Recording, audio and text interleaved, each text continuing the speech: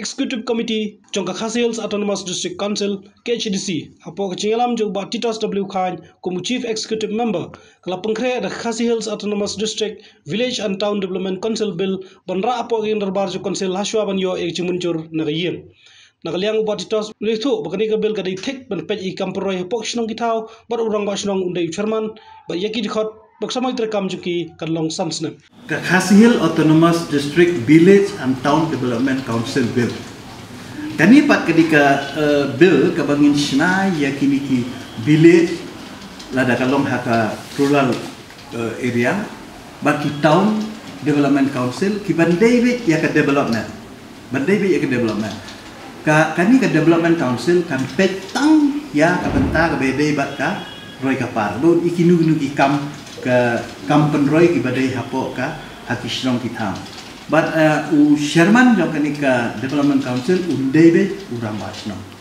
But ki wei ki nongket kam ladu astan vice chairman, secretary, treasurer pa yakini hidai banya lengba ka election budget ikini. But ka tem jong kanika council kan long be sansnem. But ki banya shim mentah ni baro kindai ki badai ki nong shong shnong papura ki bedon mentah ka banjit ki MDC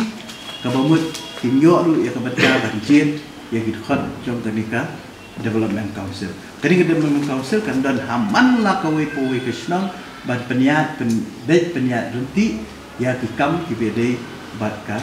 development ta di ka jingtu jong kanika council ba kan don lu ka district planning committee